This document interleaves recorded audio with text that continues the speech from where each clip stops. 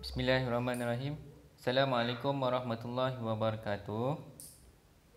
Okay, baik, untuk subjek RBT, Reka Bentuk dan Teknologi bagi tahun 6. Untuk minggu yang kedua, topik minggu kedua ini adalah mengenai alatan tangan.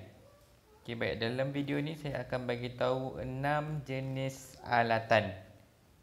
Okay, antaranya adalah hot glue gun, pisau pemotong prospek, gergaji tangan, pahat, gergaji lengkung halus dan juga gergaji kerawang. Gergaji kerawang yang terakhir ya. Okay, nanti saya akan terangkan salah satu nama penuh dia dan juga fungsi dia ya. Okay, baik. Kita mulakan dengan hot glue gun. Kita tengok slide yang seterusnya. Okey, ini hot glue gun. Okey, boleh tengok dekat gambar dia. Bawah tu gambar gam dia. Gam dia tu sebenarnya keras ya. Gam dia tu keras. Dia punya gam tu nanti kita letakkan dekat bahagian belakang yang kat atas tu. Nampak tak dekat atas? Kita letak dekat atas. Kemudian kita boleh pasang switch dekat belah bawah yang warna hitam tu, itu dia punya wayar. Kita pasang switch dia. Nanti hot glue gun ni dia akan memanas, gam dia tu akan mencair, nanti dia akan keluar dekat bahagian depan. Dekat bahagian atas ni tu nanti ada tempat pemanas dekat bahagian dalam itu. Bahagian dalam tu nanti dia akan memanas, nanti gam tu akan keluar cair. Ya.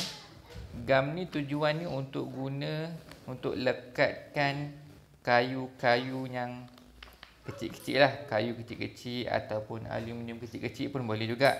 Itu tujuan dia. Tak kira tak payah pakai paku lah. Kita pakai gam je. Sebab nak lekatkan benda yang kecil-kecil saja. Ya. Okay, baik. Itu hot glue gun. Sekarang hot glue gun dah ada dah yang tak pakai wayar. Yang pakai bateri je. Itu zaman sekarang. Kalau zaman dulu pakai wayar. Zaman sekarang yang tak pakai wayar pun dah ada. Kita panggil apa istilah dia? Kita panggil cordless. Hot glue gun yang cordless, dia tak ada wayar. Dia pakai bateri ya. Okey, baik. Alat yang seterusnya. Okey, kita tengok. Pisau pemotong prospek. Apa itu pisau pemotong?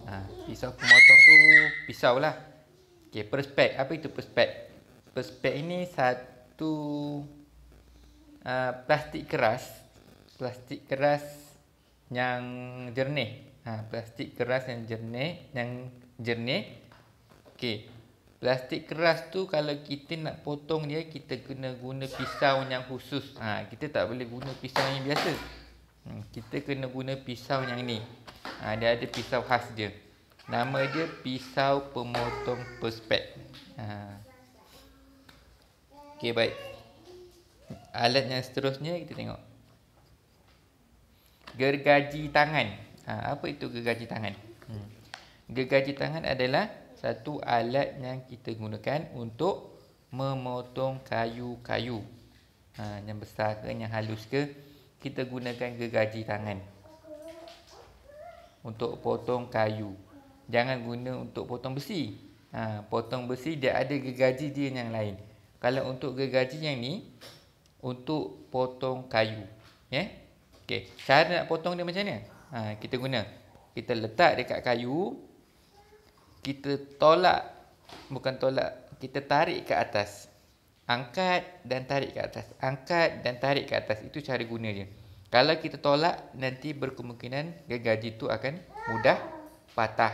Jadi cara gunanya hendaklah dengan cara angkat dan tarik. Angkat dan tarik. Itu cara guna gergaji ya. Okey. Jelas ya?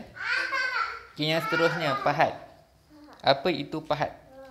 Pahat ni alat yang kita gunakan untuk mengikis. Kita nak kikis kayu. Nak lubangkan kayu. Biasanya pahat ni orang guna untuk buat tanggam lah. Apa itu tanggam?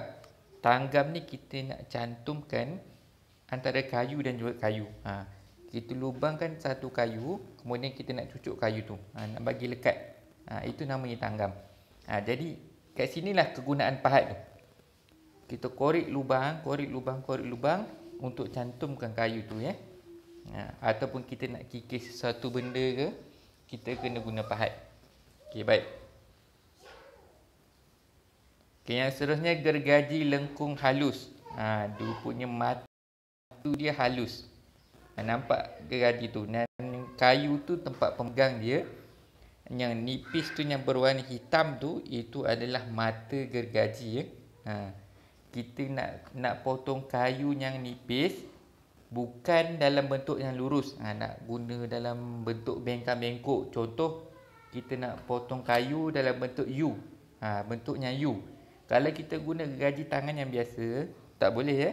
Tak boleh. Kita kena guna gergaji lengkung halus ini. Kita nak buat bentuknya bengkok. Kita kena guna gergaji yang ni. Tapi hanya untuk kayu yang nipis. Kayu yang tebal tak boleh ya. Kayu yang tebal tak boleh.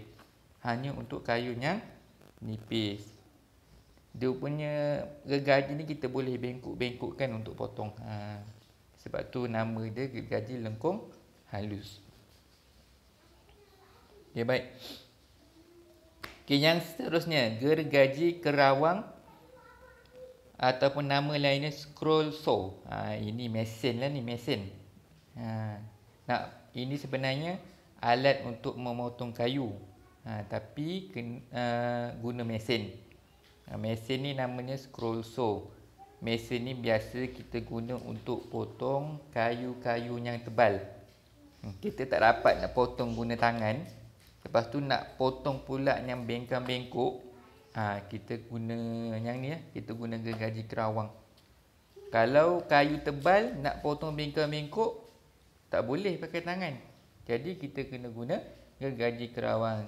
Tapi kalau kayu tu nipis, nipis je, kita boleh guna yang tadi, gergaji lengkung halus. Itu kalau yang nipis.